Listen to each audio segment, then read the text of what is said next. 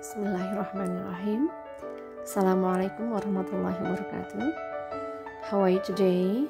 I hope all of you are still happy and healthy to join my online English class. Well, today we would like to discuss about analytical exposition text.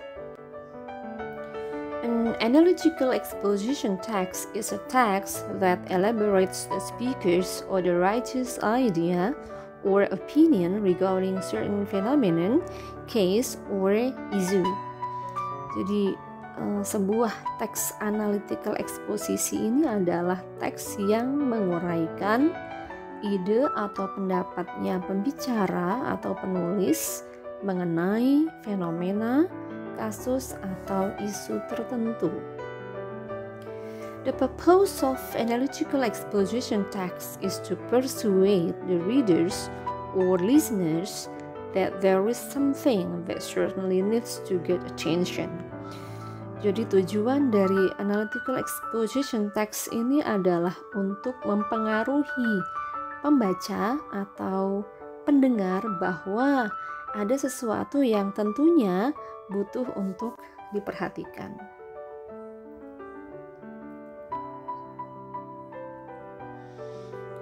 To make the persuasion stronger, the speaker or writer gives some arguments as the fundamental reasons why something is the case.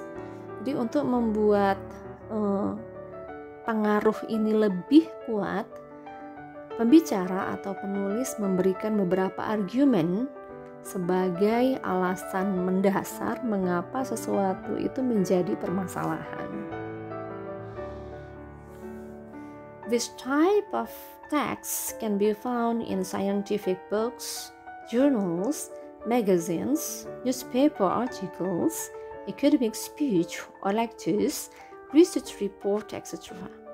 Jadi teks jenis ini bisa ditemukan di buku-buku, journals, majalah ilmiah, kemudian artikel-artikel koran, pidato atau perkuliahan akademik, laporan penelitian, dan sebagainya.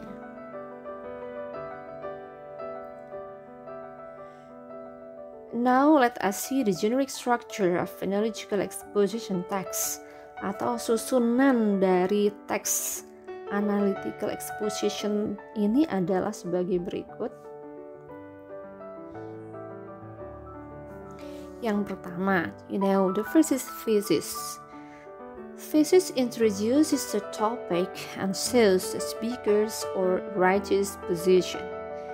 Jadi urutan pertama dari teks ini adalah thesis yang memperkenalkan topik dan menunjukkan posisi pembicara atau penulis. Posisi dalam artian adalah apakah penulis atau pembicara ini setuju atau tidak setuju terhadap topik yang dibahas dalam teks ini. Nah, thesis ini biasanya muncul di paragraf 1. Kemudian selanjutnya adalah arguments. Untuk memperkuat thesis, maka dibutuhkan arguments. It consists about point and elaboration. Jadi terdiri dari point dan elaboration. What is point? Point states the main argument. Nah, point ini menyatakan argumen utama. Then elaboration develops each point of argument. Jadi elaboration atau uraian ini mengembangkan tiap-tiap poin dari argumen. And then the last is conclusion or reiteration or restatement. Restate speaker or writer's position. Nah, conclusionnya adalah kesimpulan. Ini biasanya di paragraf terakhir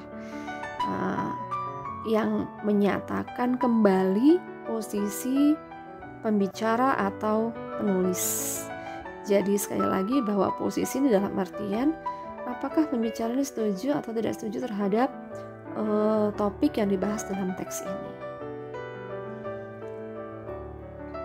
Okay, look at the example of the text. This is the first paragraph. Ini adalah paragraf 1. Di paragraf 1 akan terlihat thesis, yaitu apa sih yang mau dibahas dalam teks ini. Let us see the text. I personally think that English is the world's most important language. Do you know why? Saya secara pribadi berpikir bahwa bahasa Inggris adalah bahasa yang paling penting yang dimiliki oleh dunia ini. Do you know why? Apakah kamu tahu mengapa?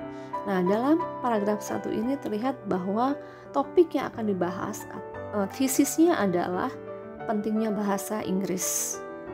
Ya. Kemudian, next, this is the second paragraph. The second paragraph contains the arguments why English is important.